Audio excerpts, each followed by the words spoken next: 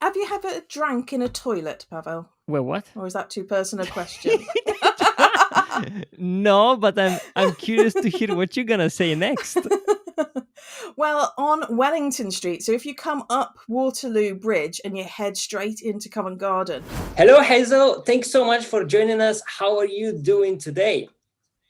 Oh, no, thank you for inviting me. I'm very well, thank you. Happy Friday. Happy Friday indeed to you. Thanks for joining once again. I know we've been communicating back and forth a few times. Why don't we join it? Why don't we do it now? Then something pops up on my side, on your side. But I'm so happy that you are with us today. And before we start, I'm really excited what you want to share, because you're not just a knowledgeable local, you are a tour guide. And I'm super excited to hear what you're going to share with us. But why don't you tell us, of course, before that, something about you. Tell us a short story of yourself. Yeah, so my full name's Hazel Baker, and I am a qualified London tour guide. But I think mainly it's just I fell in love with London. I've been here nearly 20 years. I think I should have a big party when I hit 20, since I didn't have a 20th birthday party myself. Yeah, so and I have lived in some amazing places. I first moved to Bermondsey before anybody really admitted to the fact. Now it's young and funky, so I think I set the standard there. And then I moved to living in Covent Garden, which was amazing for over 5 years with four men. That's a different story.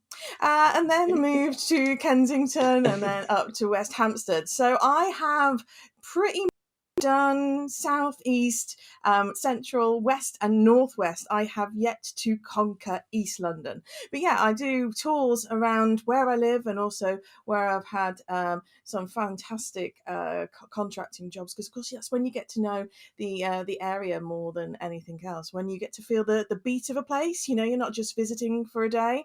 So that is something that I enjoy doing. And when you've got a love, I know you're the same, Pavel, is that you've got to share it, haven't you? You can't keep it inside. Yeah, it's a crime if you don't share it in a way. So how this love for tour guiding and then, getting to know more about the place came out?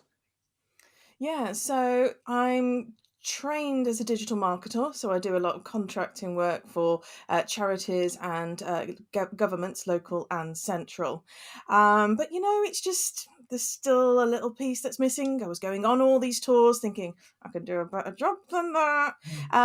So you know what? I went back to university, Westminster University. I got my shiny badge, and I quit the day job and I just went full for it. You've got to put your money where your mouth is, haven't you? And that's what I did.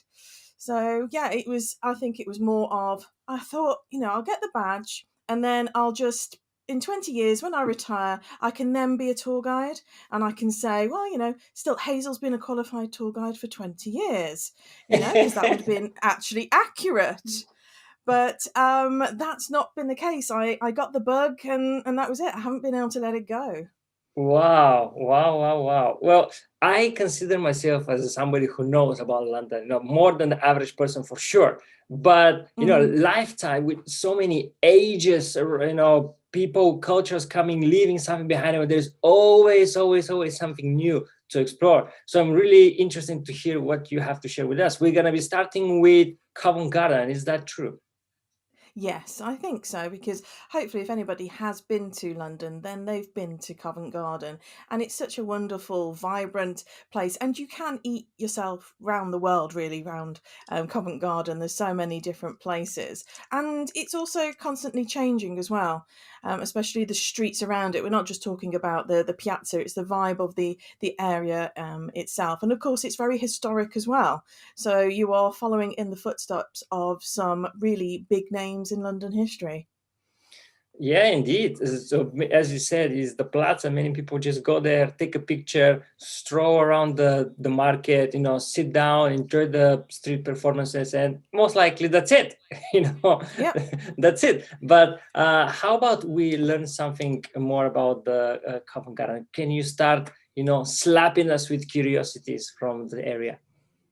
Yeah, well, the name Covent Garden literally comes from a garden for the convent of Westminster Abbey, and maybe many people have been to Westminster Abbey as well, because these monks and also nuns lived in Westminster Abbey. They've got to eat, haven't they? So the around the area were gardens to feed them, and this area was part of the gardens that the nuns looked after. But with the dissolution of the monasteries, Henry VIII breaking away from the Roman Catholic Church, he commandeered all of this area. And in the 1800s, when a Roman Catholic church was built just off Maiden Lane, they found there a small piece of the pulpit from an old church, a chapel that was there pre-Tudor times, and so they've put that in their church as a reminder to the history of the area. And they didn't know it was there when they were building it, so that was a nice find, wasn't it? Oh, look at that. So there were gardens before, but how that came to be a market, or were they trading as well at the same time? Yeah, so it was a market from the 1600s. It was the Duke of Bedford who was given the charter from the king, so for him to be able to put a market on. And it progressed from a little bit of livestock to fruit and vegetables, and then it went a little bit upmarket, really. So the building that you see nowadays, the stonework, this was built in the 1830s. So this is at the very end of the Georgian period. But the fantastic roof that you see, that is Victorian. That's from the 1870s, and it's really huge. When you stand in there, and you can see the lamps. They, I think I could fit in one of them. And then on top of the lamps, there are pineapples, and pineapples were a really posh fruit. Most people, even in the 1870s, had never seen, let alone tasted, a pineapple before, which is really quite remarkable. So this is kind of showing the people that are walking around the area that are seeing these pineapples that this is not only a fruit and vegetables market, this is the Marks Spencer's market of Victorian London. What a great analogy. Okay, that was fantastic. So here was the posh people were coming here. So poor people basically will not be hanging around. Well, the posh people came to spend money. Yeah. And then the poor people were either working in the market, either some sort of official job, including carrying the fruit and vegetables around, or maybe you would be a flower seller if you're a young girl. So if you think of My Fair Lady, that's set all around Covent Garden. But also, if you maybe asked one of the ladies with the big hats and the fake flowers, and she's spending all this money, well, she still needs to get it home, and she wouldn't be carrying it herself, would she? Oh, no. So maybe you could offer your services and earn a little bit of money that way. Okay, I understand. Entrepreneurial people all around. Okay, That's right. So when we go there, is there something else except browse around the market? No, sit on the plaza, get the street performance. Is there something else that we can do in that place? Yeah, so one thing that the Covent Garden market is very good at is that the surrounding area has lots of little eateries. And if you like tea, then there's Mariage Frere there, and it's a fantastic shop. And you go it through and you can choose all these hundreds varieties of mainly loose teas.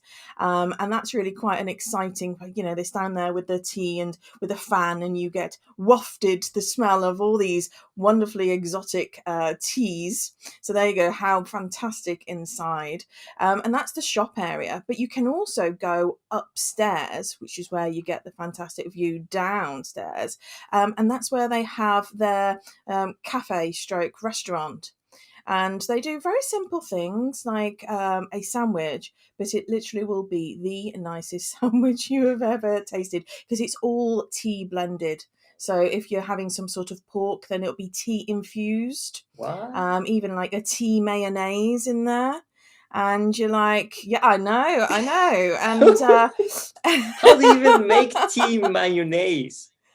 Oh, well, I don't know. I mean, We'd have to YouTube it, won't we? Well, We'll learn something there. So it's a really nice experience because, of course, you can have tea with your lunch, or they do fantastic tea-related cocktails. Oh, yes. I can see you're speaking from experience over here. Oh, yes, and if you need recommendations of what to have, then happy to help. But yes, it's and they have some really nice cakes as well. So, and because it's quite small, you don't get that hustle and bustle feel like you do in Covent Garden. It's a lovely little oasis. So you can do that. Or if you like sweet things like Ladurée, that's actually on the piazza. And now they've extended their outdoor seating as well. So if we have one of the two sunny days of in London in a year, Yeah, exactly. You can sit out and have something from their menu, and their macarons in particular, especially the vanilla one, is really quite amazing. So you can sit and watch the performers and allow the life and the bustle of Covent Garden to go by, but you've actually got a seat because there's not many places for you to sit down in Covent Garden. Have you ever noticed that? Yeah. It's just this market where you just walk around. My thing is that I don't like crowds, so I'm not a big fan of Covent Garden because it's so crowded. And the few times I go there, because it's the times when I'm showing people around, and it's just nowhere to sit. Really, you just walk around, bang around people, and then you just need to go out. So, what exactly is this this place that you said with the teas? Is it inside? Ladurée. No, the the previous one. Oh, it's on King Street. So King Street links Covent Garden Piazza to Garrick Street. Okay. So on the way to Leicester Square. Okay, I have the map over here. So King Street is on the. So so you can see Maxwell's there. Yeah. Just so you can see St Paul's Church. Move up St Paul's Church north. Yes. Yeah, and basically where it says Aerobica, it's basically there. So somewhere on this little stretch in between these ones. Okay, but is that inside or on the outer side? It's so it's all inside, all indoors. All inside. And it's beautiful. So yeah, if you zoom in a little bit more, the other company names will pop up. Okay. And so you're looking for Mariage Frere, which is it's not too far. There we go. Can you see it? Yeah. Mariage Frere. Yeah. I saw it. There you go. That's temporarily closed. So that's certainly one, because tea is something that as Brits do have some sort of obsession with. Yeah. And it's nice for me, who thinks I know a lot about tea, to be confirmed that I don't. And there's a lot to learn. So you can come away after having to remortgage your house to buy all the teas that you like, but it's nice to have something that you can take home and enjoy rather than just sticking on your fridge, isn't it? Yeah, I agree. Enough with magnets. My door cannot take it anymore. So how, if it's such a busy area, how is this place not so busy? Well, if you're a morning person like I am, then this is the best time to explore. Yeah, so on a Sunday, shops don't normally open until 12 o'clock. So when I lived in Covent Garden and I wanted a pint of milk, that was a bit tricky because you feel like half your day is missed. You can't get your emergency breakfast because the shops aren't open. But in the early mornings, that's normally when I do my tours. The last time we do it is really 11 o'clock, because by 12:30 it's crammed. And then that means you can actually have space. Londoners, it's not just Londoners, it's people coming into London are coming from not only the hotels, but from other counties. So they're coming into London. So if you're there at 10, they're probably only getting their train, which is then another hour away. And then they've got to get to Covent Garden. So the mornings are far better for that. Okay, great point. And usually it's always like that with places. It just varies how early you need to get to the place. But yeah. I mean, it does take on a different life of its own at the weekends, obviously. On Mondays, there's an antiques market, so you can enjoy that, but it's really sort of like at 4 p.m. And then in the evening, it's different again because 7:30, everybody has whizzed through to go to the theatres. So after 7:30, you have another calm, really. So you get to experience it the day and the night, early in the morning or after 7:30 when everyone's in the theatre. Great point. Great point. Okay, is there any other gem that you have, like a coffee shop or a restaurant, like where we can eat in the area? What would you say? Yeah, there's loads of places in Covent Garden, but one of the places that I go to for special occasions, so maybe this is something that you want to book, and you would need to book several months in advance, is Clos. It's But there is a reason why, Pavel, because it really is quite exquisite. Not only the food and the service, but the experience as well. So I already mentioned that outdoor eating in England isn't particularly out there because obviously our climate. But what if you could have a garden? And this is what Clos Maggiore does. So it's only a couple of doors from Mariage Frere, so you can see which street I spend most of my time on. And it has a garden room at the back, which is it's basically a conservatory. But you can't see the conservatory elements. They always have some sort of enchanted oasis in there. And so this is very, very nice. There are only about 8 tables in here. So Wow. there are other areas of the restaurant which are very nice. But if you want the super comfy chairs that don't squeak and you want the enchanted garden feel, then you need to book the central. And of course, that's always going to be limited to the amount of people that are booking. So you need to book it in advance, and it's divine at Christmas. And we usually have our wedding anniversary there, which is in January, thankfully. So everyone's done their Christmas, and it's before Valentine's. So we're usually rather lucky for January because everyone's spent their money. But it is very nice, and it's nice to have their hot chocolates. Hot chocolates. This is one thing that they're missing. So they do a lunch menu and they do an evening menu, but they don't do afternoon tea. Now I know they're French, but some people need to eat in the afternoon. But they do an amazing hot chocolate, and I think they're missing out with a hot chocolate and a nice slice of cake in the afternoon, just to keep the extra people coming in and being able to experience it without having to pay the big bucks for dinner. And their hot chocolate, Pavel, they have a chocolate ball. And in there, you can choose a number of different ingredients, but I chose hazelnuts, being Hazel, obviously, Yeah, of course. to keep it in theme. And then you pour your hot milk on top of that, and it all melts, and it's just sublime yumminess. So you have to remember when you go to save enough space for the hot chocolate at the end. Okay, so it's a hot chocolate with actual chocolate. Proper chocolate. I mean, who would have thought, eh? Yeah, no, right? It's crazy. Okay, well, this place really looks amazing. So I think I have seen it, vaguely. But I know it was busy, but I didn't know you need to book months in advance. Yes. If you don't have months, but you want an English experience, because obviously Clos Maggiore is French, then Rules is a really good place to go. So that was established in Rules? 17... Rules, yes, Rules, like rules for living. Mm-hmm. And it has 2 entrances. My favourite one is on Maiden Lane, and it was established in 1798.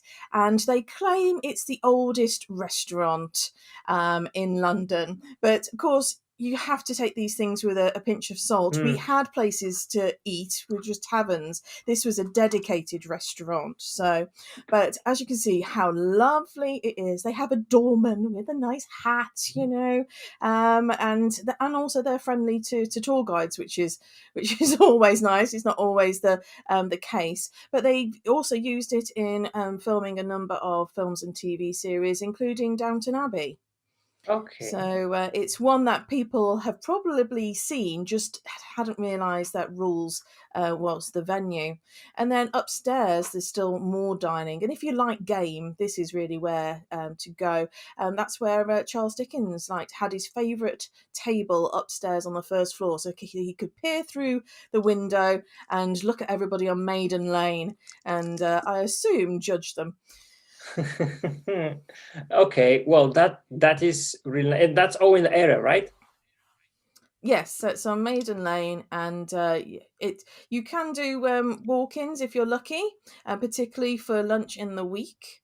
But it is if you want a nice table, if it's a special occasion, why risk it? Yeah, why risk it? Okay, that is amazing. And as I told you, I usually stay away from crowds, and I'm guilty of not knowing so much of Covent Garden. I mean, I knew it was converted and was gardens before, but places where to stay and go, that much I didn't know. So thanks for sharing. Are there any other place like this? Is crazy. Like they're so hidden. For me, are there any other places like that you would like to share? If you've got a sweet tooth as well, then Santa Nata. They do those lovely little, they like patias. How do you pronounce that? They're glorious little pastries that melt in the mouth. So it's Santa Nata, and they're really big on Instagram. There you go. And they're very happy for you to go in and take some photos and that as well. Which is always nice when you're trying somewhere new. You want to know where you've been. You want a nice little photo to remind yourself of it. And these ones are just so light and so juicy and so sweet. And you think one's not going to be enough, but it's just the perfect amount. So these are little Portuguese delicacies. So as I said, you can eat your way around Covent Garden. You don't have to go very far at all. Yeah, there's a place like that in they call Pastel de Natas. They're from Portugal, indeed. There we go. I watched a documentary that nobody actually knows how they exactly are made. So in Portugal there is one place that they make them, and except that place, nobody actually know what's in that secret sauce over there, that cream. There you go. But it's addictive, isn't it? It is, and it's very distinctive. And the first time I ever tried them was actually at a club in Covent Garden. It was a Brazilian club, and they were selling them. And in I was club? just like, why would you... In the evening? In the club, in the evening. And I was like, what's going on? And there was a huge queue. And I was just, I'm sorry, I'm not normally one to join in, but I had to join the queue and buy one just to see what it was. So, and of course, it stuck to my lipstick and all the rest of it. But it was an experience that I remembered. Yeah, where was that? Is that in London somewhere here? Yeah, it was in Covent Garden. It was just by, oh my goodness, I can't remember what it was called now, but it's just round the corner from where they played Warhorse, and the just off Longacre. So where the headquarters to the Masons is. Okay, I think I've been. And you have to go down the stairs. Okay. Well, I'm not very good with clubs, but I think I've been to a Brazilian club, but they didn't, maybe not, because they didn't, offer that in the evening. So maybe it's either different club. That's why you didn't go back. Yes, exactly. You see, if they have offer for sure, why not go back and get a dessert? But yeah. And have you ever drank in a toilet, Pavel? Well, what? Or is that too personal a question? No, but I'm curious to hear what you're gonna say next. Well, on Wellington Street, so if you come up Waterloo Bridge and you head straight into Covent Garden, that street is Wellington Street. And that is also where the Lyceum Theatre is, where Lion King is. And on that little section, just between, just as you come off Waterloo Bridge and before you get to the Lyceum Theatre, there is a what looks like an entrance to a public toilet. And it was because it was a public toilet, but now it's a very intimate, very cliche, sort of hidden bar, where you have cabarets and live blues music and burlesque shows, and it's called the Cellar Door. The cellar door. Okay, so how did you find Yes. about that? Oh, well, I used to take burlesque classes when I was What? thinner and younger. What and happened? Oh, first of all, is that the oh, I place? know, I Is that know. the place? That's it. There you go. Yes, you can see the door on the right. A Memoirs of a Metro Girl. She's shown it. There you go. So down. No, if you come out again. Okay. But yes, I mean you can see that. But if you see the entrance, because people won't know what they're looking for. So just down, third line down. There you go on the right. There you Is go. that the See, one? it's a nothing entrance. That's it. A nothing entrance, is it? So behind that orange, pink light is Waterloo Bridge. Yeah. Okay. So, Oh yeah, and when unless the when light's you say on, public you don't toilet, I know. imagine like an actual door that goes into the wall. But this actually is like you're going down in the underground, under the That's ground, and you're right. going there. Okay. That's right, yeah. So it's very small. So there's no crowds, Pavel. So this sounds perfect for Oh yeah, you. I'm learning. With live music as well. I mean, it's all the live venues in London. You know, they're shrinking year on year. But this is a really good one for you to know. And at least it's not a private members club. There's one in Bermondsey that's similar, but it's private members, so not everyone can enjoy that one. But this one's open to the public. Oh, so they're a So that's a chain really as nice. well. It's not just one. Yeah. No. So they find You know, if toilets you've that are got. not used anymore and they just convert them. That's right. Exactly. So smart. So smart. It is, isn't it? Yeah. Yeah, and they do it out really. I mean, you just wouldn't guess what it used to be, would you? From the insides. It's just now they've added the lights and that it looks like you Look, are supposed to go down. this is what I imagine. Another one. This is what I imagine. A door in That's the a wall. restaurant, yeah. So, but that's not obviously the one we're talking about. But it's the same kind of theme. So, in Chinatown, there is there's a bar where you have to have a password, and what's the in order password? to, I'm not telling you. And okay, you can tell me later. Just yeah, and then the doorman will let you in, or if you get the password wrong, then he won't. okay. And there's a piano that's actually built into the bar, and that's nice and small as well. So yeah, there's lots of hidden places, and then there are lovely other places. If we move to sort of like more drinking, obviously Covent Garden's got loads of historic pubs, but one that's sort of raised up on the on people's Instagram accounts now, you might know it, is Mr. Fogg's Tavern. okay. So have you been there? So this one's on St. Martin's Lane. And what they've basically done is built a pub round the no, Mr. Fogg's. It's like round the world in 80 days. So Mr. Fogg's, Foggx, GGX. Okay.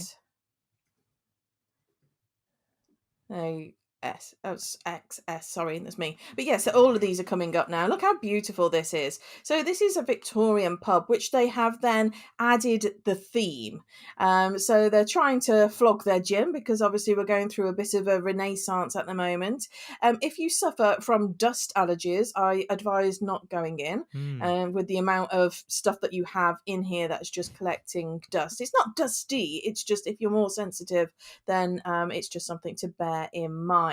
And look at the door. Look how beautiful it is. At each throughout the year, they actually change the decorations around the door and around the top, because they want people to take photos, and share it on Instagram, and then that makes more people want to come and try it. It's good business, isn't it? They're investing in their business, and they do gin tasting in there as well.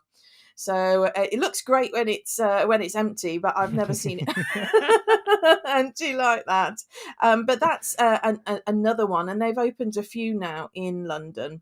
But this one's still my favourite, because it's got that sort of Sherlock Holmesy-esque feel, So that's certainly one that I would would recommend. And of course, this is all within still within Covent Garden, so Walking can't distance. complain about that. Yeah, exactly. Mhm. You just have to time it right, because obviously a lot of these places you're not you can't book. But if you're not into the drinking the alcohol, then I would suggest moving up to Monmouth Street, which is not too far away from Mr. Fogg's Tavern, so just a little bit north. Okay, and what's the name? So it's called Monmouth Street, so MONMOUTH. But what's the name of the place? Monmouth. Oh, the Monmouth, oh, we're yeah. going to the Yeah, so street. I this is thought. Monmouth. Okay. Both. That's why it's nice and easy to remember. So this is Monmouth Coffee on Monmouth Street. And this is maybe my favourite London coffee. And they've been doing coffee from even before I was born. So they've been really old. Come so on. this one is in... So How old do you think picture you that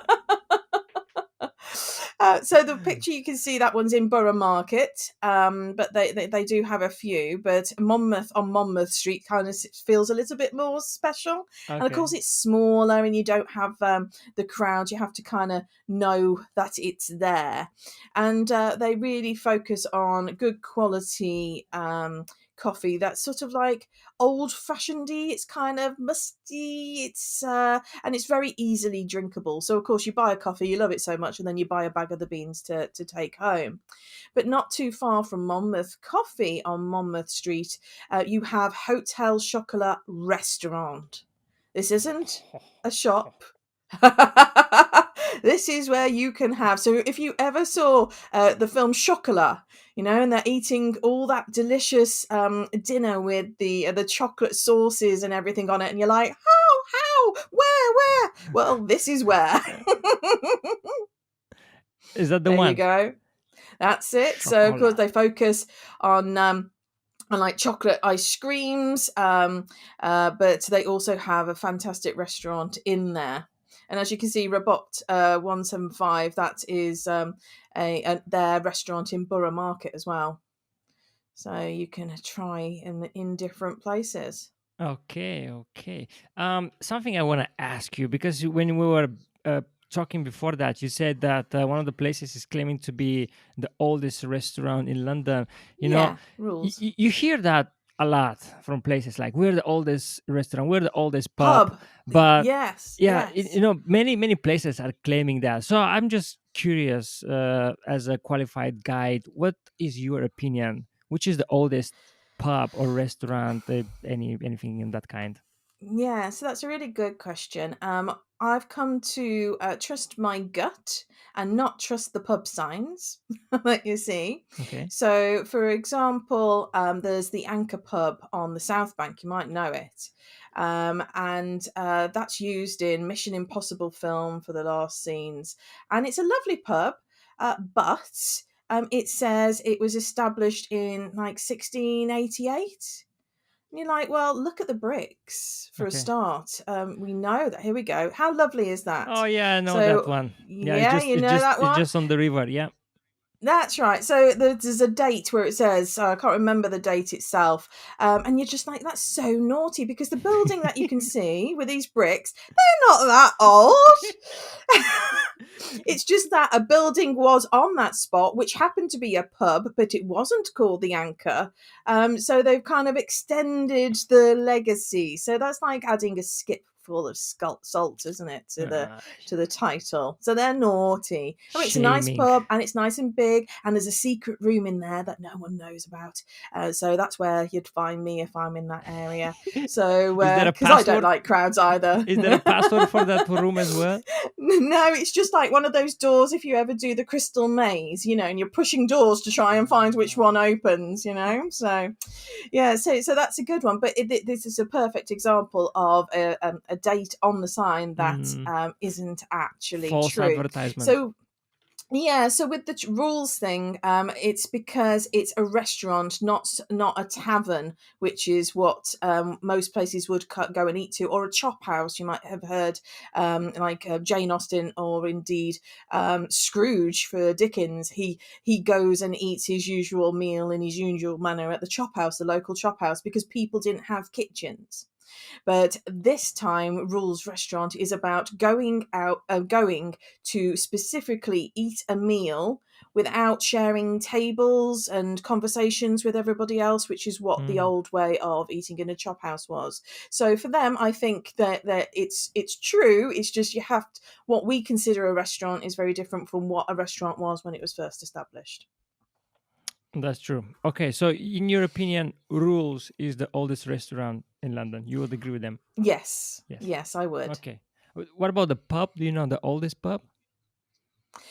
So it's a really good question. So in London, there is a toss up, but I would put my money on the mitre, sorry, Mitre, which is the hat of a bishop, and that is just off Hatton Gardens, and it's just behind a wonderful church, and that was a medieval church. So this one was built for the workers of the who were building the church. Wow. This is their green room, as it were. Which area is that? The green. Which area So is that? Hatton Garden, Canteen. it's The just canteen. so it's just between, just on the cusp, on the edge of Holborn before you get into Farringdon. So if you go to Holborn High Street, for example, and then go east, it's just basically on that street. Hold It's on. Did called you the say Mitre. Matie? Mitre. Okay. Okay. So is that the one that we're talking about? That's it. Now, it's not open at the weekends. It's available for private hire, and it is minute. It's basically the size of a little house. I mean, you can go up and up again, which is challenging after a couple of pints, and you're actually holding a few as well. But it is lovely. So it's one of those things. That's one of the downsides that I really didn't like. Having the pub culture after work when I had an office job. It's like, oh, let's go to the pub. Yeah, well, I'm usually in a technical environment, so it's mostly men who are quite Mhm. happy standing in their suits Mm, or jeans and trainers, whereas I'm wearing a dress and usually heels, and there's mm. nowhere to sit down. Look how few seats are actually available. So that's something to remember, that when it gets busy after work, for example, in the week, you will be standing whether you want it or not, even if there are chairs, because if you push the chair aside, you can fit more people in. But yeah, so you can stand outside. But if you go in the week, in the day, then of course that's a lot quieter. Yeah, that's something that really struck me when I came here. People after work standing, putting their bags and jackets and blazers on the floor and then just Yeah. talking outside the pub, because I'm from Yes. Bulgaria, we sit down, and that's how That's right. things are happening. Here it was. That's right. You got it right in Bulgaria. I've Yeah. enjoyed my time when I've been, yeah. But no, I mean, it was a new type of. I think there's a difference between English culture and London culture. Very, very different. We don't do that where I'm from. Okay, so you say only in London this is happening, that people are standing outside the pub? No, you see it in towns like, say, if you go to Newcastle for drinks, or Birmingham's outside, like clubbing, and they'll be the drinking on the streets and that sort of nasty culture. But in terms of standing outside pubs, you don't do it where you sort of have a normal town, because people have actually got to get home. Where in London, you can stay for a drink and then get the next train home, because everyone's coming to London to work. Does that kind of make sense? You don't really have that kind of culture when I've worked not in London. It's not the same kind of thing. Everyone drives to work, or so drinking isn't an option. Okay, I see. Plus, another thing I would say is that everybody's always checking the clock for the last train. So it's like, okay, let's have a quick one. Yes, Let's have a quick one and let's the go. vomit comet. That's right. Yeah. Yes. Ah, okay, let's go back to Covent Garden. That was a nice detour Yeah, that we did. So Covent Garden, it's you can literally spend all day there. You know, go around, visit shops, teas, cocktails. Then in the evening, go for a theater. You know, that's right. you can really spend a whole day there. You can even have their You operas in can. the area. So That's right. what else can we do? Oh, before actually I ask you this question, there is this over here, the sundial. Uh, Seven dials. yeah, Yep. the seven dials. You know, Hmm. I tried to find something interesting about it, couldn't find. I went there to see it. It wasn't something like wow. So is there something that you can wow me with about this place? Yeah.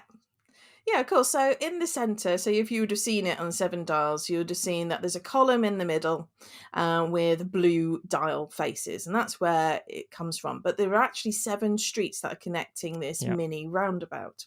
Now, this was all formed in the 1690s, and it was the brainchild of a member of parliament called Thomas Neal, and he wanted to create a new, there we are, so he wanted to create a new area of London. And can you see how the buildings are these little triangular wedges, yeah, like Trivia Pursuit wedges? Yeah. yeah, So back then, when you rented accommodation or even a commercial property, you were charged based on the frontage of a building.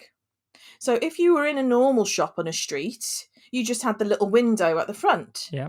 But if you were in one of these cheese slices, there's a lot more frontage that you would have to pay for because you're getting more access to people looking in and more light as well, of course. Natural light is really important since, of course, most people will be spending a lot of money on candles back in the Mm-hmm. 1690s and all the way through to the late 1800s. So this was a way of getting more money. So you can see already there's actually two pubs as on the left and in the middle. Because of course that makes more sense for them to be able to make more money than a shop nowadays. But it fell into disrepair, and then by the time of Charles Dickens, so we're talking the mid 1800s, this was a slum. And if you've seen ITV's Victoria, this they have a cholera outbreak, and they use the area of Seven Dials to. So I know I'm not selling it to you anymore. I know, Not really. but this is where they set it, because this is such a, everybody that was living there now was in such poverty that there was nowhere to move. So if you got cholera, of course it was from the water. Everybody else was drinking the same water as well.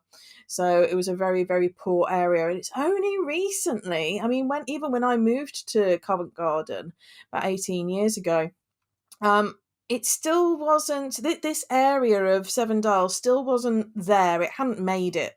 But now there's some really cool food pop ups. So if you don't want a sit down meal, but you want to be able to sit down and eat and maybe have a few different things, nice hot donut with a bao bun and some stir fry or whatever you're wanting, then on Cucumber Alley, there is an amazing pop up. You go down this alleyway and you think, oh, I'm not quite sure where I'm going. And then suddenly it opens up into this multi level indoor complex. And you just have to follow your nose, really. It smells divine. So that's where I had like my first taste of a charcoal burger bun, and that was 8 years ago. And you're only just starting to see them really on Brick Lane elsewhere. So there you go. So you can see the complex, how huge it is. And you can't believe that is actually in Seven Dials, where we've just been looking on the outside. Huh. So that's just one of the corners. Is that what you said? No, well, it's just down one of the little streets, Oh, and then okay. it sort of goes back into Seven Dials, where the entrance is. So yeah, so you have lots of different businesses selling their little things. So if you're on your own, like I often am when I'm in between tours, and that it's a bit difficult to, because you've got to go from one to another and all the seats. But if there's two of you or more, then you can actually have a strategy and get all the yummy food at the same time, so it's all warm and you can eat together. This looks like a mini Covent Garden market in a way. Yeah, they've got that sort of two-tier theme with the looking over, haven't they? So, Mm-hmm. but yeah, it's. I mean, we've got some really cool pop-ups across London in Shoreditch and in Brixton and even in East London and Canada Water, but we don't have very many of those kind of things. Excuse me, in central London because you need the space. Mm-hmm. Okay. Well, thanks so much. That was insightful. Um, did you sell it? I feel a bit better now about 7,000. Before, that's true. Not over there. Not super hyped, Uh but better. Okay, you did. Let's say you did a good job. Okay. huh. Um, Thank you. how about? I mean, if we in a way scratch Covent Garden, would you say there is something in the area that it's worth checking out?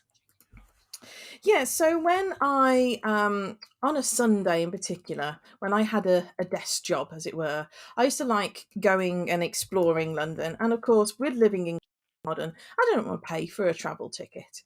So I used to walk. And I had this, I still got it somewhere, a beaten up A to Z. And I used to literally mark the streets that I've been on, Oh just wow. so I could say sort of a walk street in London. And then, of course, iPhones came in and all the rest of it. So it kind of fell by the wayside. But one of the places I really love to walk, especially on a Sunday morning, was down Fleet Street. So from Covent Garden, going to Aldwych, and then you have Fleet Street, which is a wonderful building. It connects the City of London to the City of Westminster. Mm-hmm. So here you go. And of course, they're the only two cities that we have in London. You think it's just one, but actually we have two. And this is a very ancient road that connected the two, where kings and queens would process from Westminster, and they would then basically ask permission of the Lord Mayor of London to enter the City of London. And so, where we have Temple Bar, you might be able to pull that up. There is a dragon and a statue of Queen Victoria at the original spot. Not that one. That's There we go. Yeah. So this is the border of the city of Westminster, and where the Queen or the King would have to wait. And then the Lord Mayor of London would say, "Hey up, Chuck, yep, you're allowed in. Here's my sword." There's a ceremonial sword that the monarch could be given, as saying, like, "Look, I'm unarmed now. I'm giving you the freedom of the city." So this is called Charles Birkin. He did this the dragon up there, and it's quite a fierce dragon if you move up, Pavel. And you might have known that the city of London, which we're now entering, is surrounded by dragons. Mm. And when the dragons were looking to be copied around London, they were going to use his, but it was deemed too fierce for us young ladies, Hmm. and so the coal exchange dragons were chosen instead. But this is the ceremonial point. And then, can you see the arch on the pictures that you're looking at on the left? Yeah. Is that the bar? Yeah, that's it. So this is the Temple Bar before the Dragon one. And this one was built by Sir Christopher Wren, or designed by Christopher Wren. And it's still made out of the same material of St. Paul's Cathedral. And that's where it is now. But it used to be where the dragon was. But can you imagine all the modern day traffic and buses trying to get under that big arch? Hmm. Not a chance. Not a chance.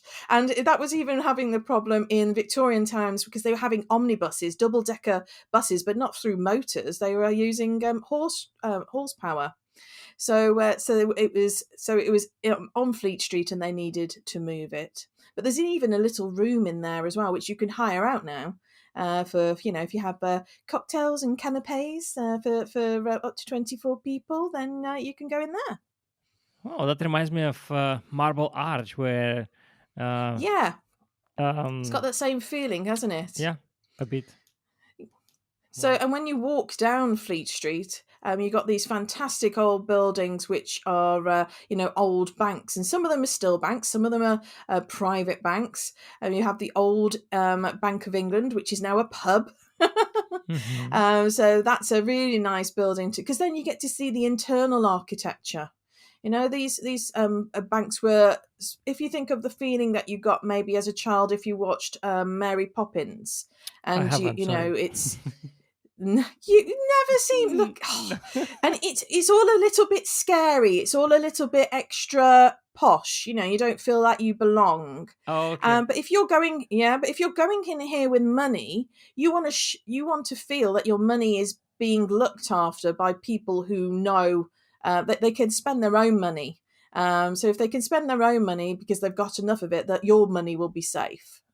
So how Okay. beautiful is that? There are other places I think that converted into pubs. I remember something Yeah. around s- somewhere around Monument over there. There were buildings similar to that they're converted now, even to Old Bar One. I think it was I think it was Old Bar One Yeah, Cross Keys. somewhere there. Oh, there's Cross Keys on Grace Church Street, and that's a Weatherspoons one that's converted. Um, And then also there's another pub very similar to this one up Chancery Lane. I think that's a Weatherspoons as well. And you just get this wonderful height more than anything else. mm, I mean, just what a wonderful building to be in. And this is where you get to see the old England that the 1960s developers knocked down. yeah, this is fascinating, and big admirations, by the way, that you are having these A to Z guides. I've seen this. I never had one, but I've seen it in the shops. And one of the Hmm. reasons why I started doing videos and telling people stories about London is because I saw what you saw. Many people just come here and then work in their home, then work in home, work home, and then Yeah. they go somewhere else. They go to Paris, they go to Spain. And what you did is like, no, I'm not gonna stay home on the weekend. I'm just gonna walk around. So big admirations. This is something that I notice, and I try to educate people, do that more. So really, Yeah. I really mean, happy. no, well, that's it. I mean, when I first came to London, I actually knew absolutely no one. I got headhunted. I came to London. I didn't know my flatmates. You know, everything was brand new. I didn't know London. I only came to theatre trips and that. And so, because I worked in Mayfair and I lived in Bermondsey, in the summer I walked home, which took 2 hours. So you get to know the streets. Yeah. Okay, that uh, um, pre-phones. Did you say that's pre-phones? Pretty, yeah. Well, I had a phone, but no No fancy maps. stuff. Would you No, say no maps. would you say using a map will take you shorter now, or is just the distance Well, is the map's in the head now. okay? But Yeah. but do you think if you take that distance now, it's gonna take you shorter because you know where to go? Well, I think it's more of I would choose a route that I enjoyed Mm, rather than the quickest route. okay. So I call my internal navigation HasNav. So when HasNav is switched on, I can go to and like the most optimal route in the speed. So I know all the side streets because obviously, and then when I moved to Covent Garden and still working in Mayfair, you don't want to walk down the main streets. You want to do all the back Mm, ways so you can just whiz to the office. You don't want to have to wait for people to think that they're going to walk down a pavement or maybe not, you know? Especially in Covent Garden, you get to know how to maneuver around the crowds. And I live in Greenwich now, so I've got the same flipping problem here. And it's a skill. Let's just say that. Greenwich is my favorite area because again you can spend a whole day there, and yes, it's busy, but it's not as busy as central London. You go Covent Garden, you go No. South Bank, it's not that busy. So I really, really, really enjoy that area.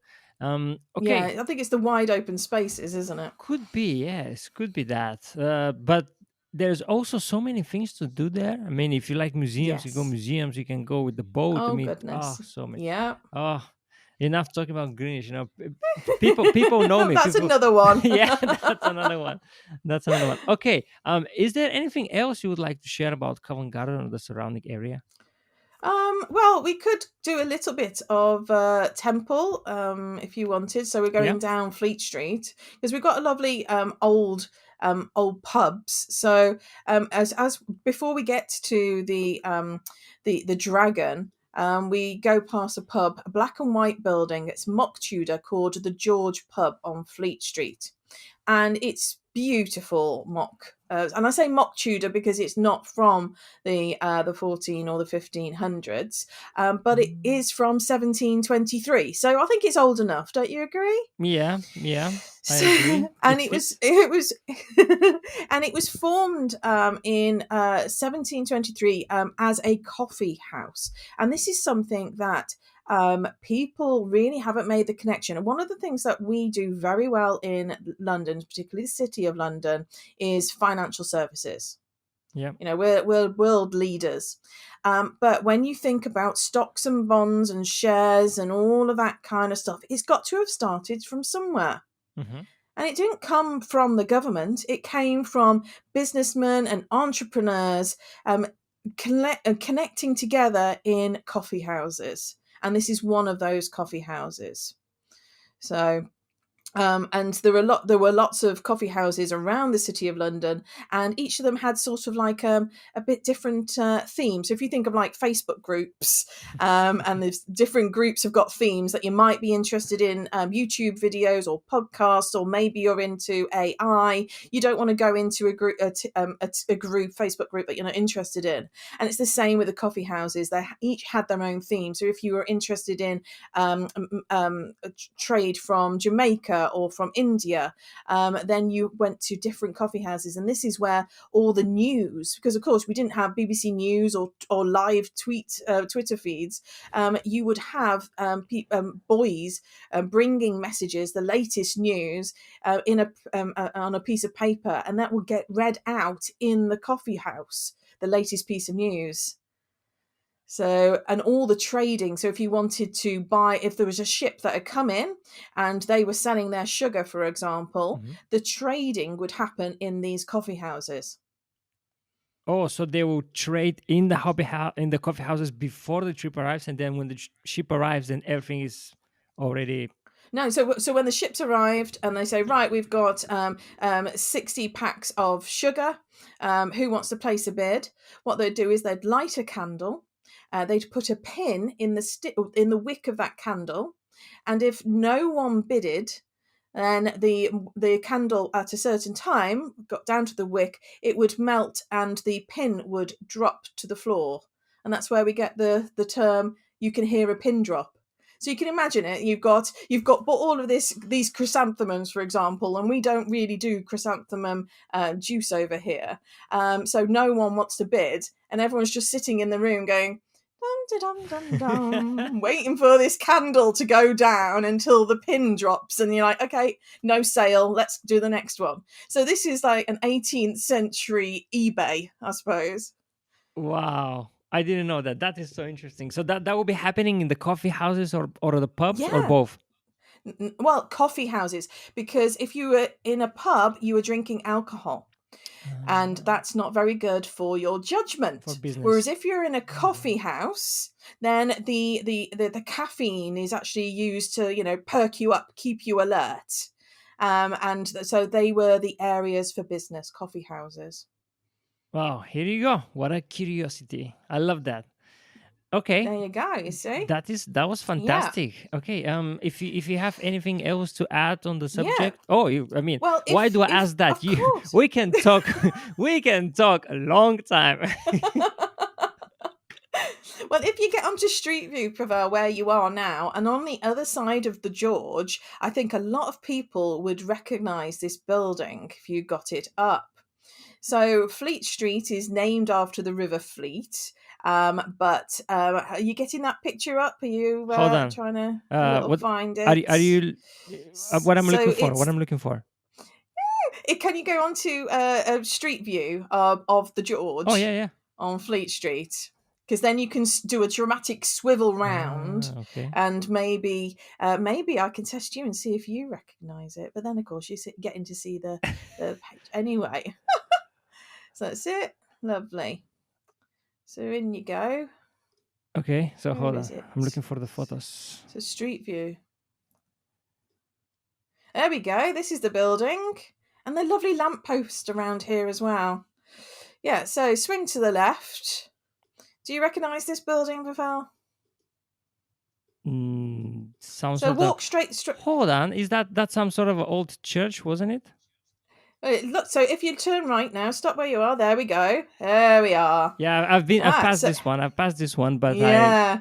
no. So it's the Royal Courts of Justice, and you often see people around because obviously court it's still a working building. Yeah. Get to, it's rather exciting actually because you get to see the barristers in their horsehair wigs going through, and you get all the journalists, especially if it's a big case. But maybe if you've seen Bridget Jones's Diary. This is where Bridget Jones has to come to do her work, and then she misses an interview and she goes, "Oh God, I'm going to be sacked." And then Mr. Darcy, Colin Firth, saves the day and saves her job. And this is where it all happens. And across the road is the George, but also a little Yeah. newsagent's where she goes in to buy her ciggies. There you go, the little newsagent's in the blue next to the George. That's it. Okay. All That's right. it. And then the church on the right, if you swivel round to the right, keep going, right, there we go, that church there, left again, Oh, sorry. left. It was all right. It's there you go, in the island. Yeah, there's a Okay. church right in the middle of this island, and that was also used in Bridget Jones #2 when was it #3 when Daniel Cleaver has his memorial service because everyone thinks he's dead, and they have it there. So this has been used in lots of films. This area. It's a good one on a Sunday in particular because it's so quiet. So many times I have walked down here and they've been filming something, which is quite exciting, really. I've been used for many movies, especially Bridget Jones. I have That's it. been, I have And look, been, although yeah, in this one it's uh huh, Twinnings, which is yay! the something with the oldest tea is the oldest tea house. That's right. And look how teeny weeny it is, especially, I mean, look at the size of the door compared to the Yeah. door on the left, which is the size of a bank. That used to be a bank. So, the bank is supposed to be really big and impressive, whereas the little tea, obviously, tea was very expensive. It was one of Mm. the most expensive things that you could have, tea and also sugar for making marzipan, for example. And yeah, it is absolutely exquisite in there, and they do it beautifully out for Christmas as well. But it is just the shop. You can see just nestled in between those two buildings. It's Yeah. people can't really believe it's there when they see it. So that's certainly another one to stop. And we're talking about 1700s, and you can even see above the door with Twinings that it's been It's got royal patronage as well. So you're in good company there. Yeah. Is there something you can tell us about this place?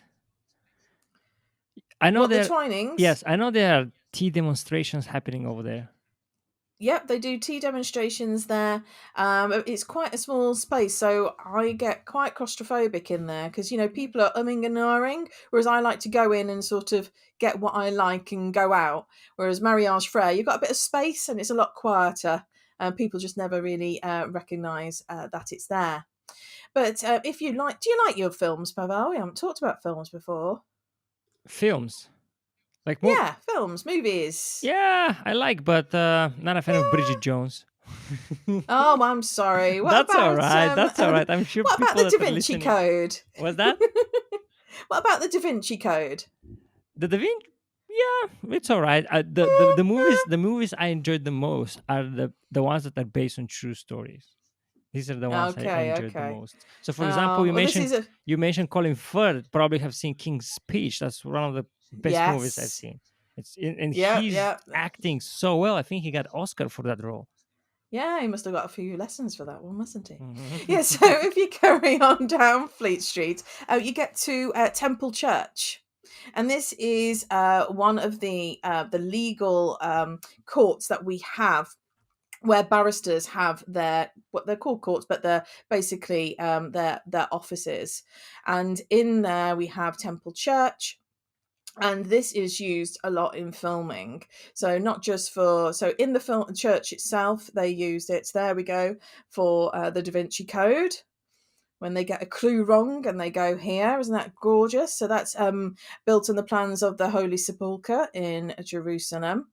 And then, but the rest of the complex, if you want to get some photos up of the area around, you can walk through here, and you can see there's little alleyways, so you don't feel that you kind of belong. Because it's all oldie worldy, but they do a lot of filming here. Including Downton Abbey, Mr. Selfridge. They also did another TV show. Oh, I can't remember what it was called now. Penny Dreadful. Quite a few here as well. Stars use it a lot. So the Madames, if you've seen that one of 18th century brothels, they use one of the buildings as actually a courthouse, where it's just an office in real life. So it's a really interesting area for you to walk around, where you get the barristers and administrators and clerks, and it's a very old feeling of London, because of course this all survived the Great Fire of London without having the crowds of people. It's a working environment, so it's very calm, it's very quiet, and you just get to see lots and lots of fantastic old buildings and cobblestones and that. Yeah, especially the weekends is very quiet if you go there. Yes. So So if you want to access it on a Sunday, then you'll need to access it via Water Street, because all the other side doors, which are obviously open for the workers, won't be open. but you Yeah. can. Okay, so is it free of charge to go inside, isn't it? Free of charge to go in, absolutely. It's kind of spooky because if you go, for example, in Westminster Abbey, there are a lot of graves on the floor. You're actually Yeah. walking on the graves, but they're You not. are.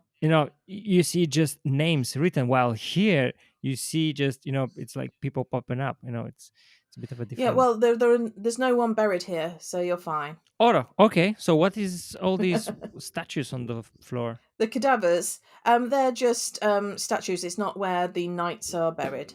Okay, and why is that? Would you happen to know?